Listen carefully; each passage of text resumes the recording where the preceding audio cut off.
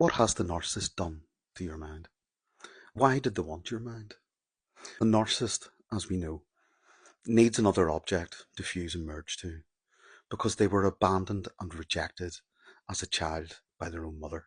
They don't have a good enough internalized vision of their own mum inside to pull them out of the darkness, to pull them out of the shame that they cannot face or feel.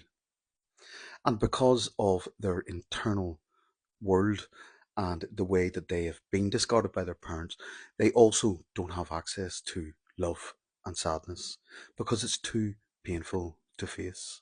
They were abandoned, so therefore their fear of abandonment is incredibly high.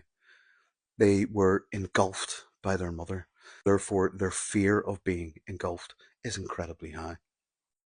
Whenever they meet somebody else, it is an opportunity to become by merging and fusing. And it's a repetition compulsion of their own family childhood trauma.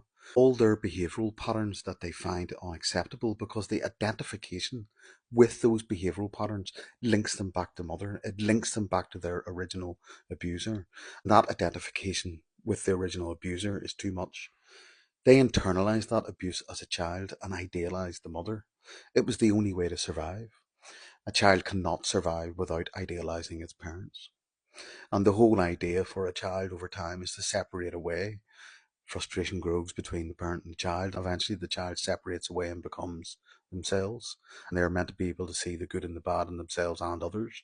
But the narcissist cannot accept the bad because the bad identifies them with their mother.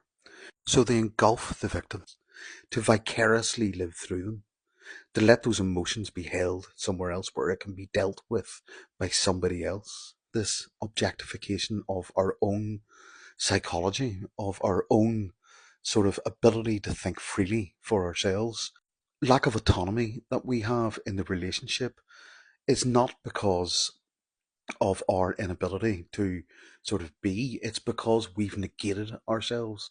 We have suppressed our own internal emotions in favor of the shared fantasy and this idealized image that we have of ourselves and the partner and the relationship itself and what the future held, because the future didn't hold what we thought it did. The only thing that it definitely was separation and individuation. That means devaluation and discard. The narcissist does not engage the world the same way as other people do. They have no connection. So therefore there's no way to have empathy. Empathy never developed because empathy to develop means you have to have attachment to another. They have no ability to attach. It just isn't there. The job of the partner is to regulate. Is to regulate that internal turmoil. It is not for anything else apart from the things they're going to gain, the four S's: the sex, supply, narcissistic or sadistic, services, and safety. These are intrinsically linked to the fictional sense of mother that needs services, safety, and supply, and the false self, which needs all four because they have their own erotic desires about themselves. They want to make love to themselves. They do that via another partner.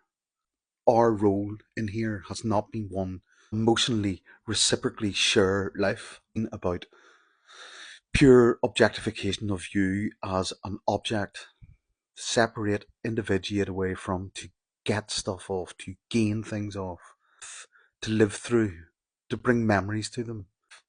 They were completely disabled mentally, emotionally, from an attachment point of view. There's a tragic set of circumstances, but they have used those set of circumstances to their advantage that will keep on going because they've never become an adult.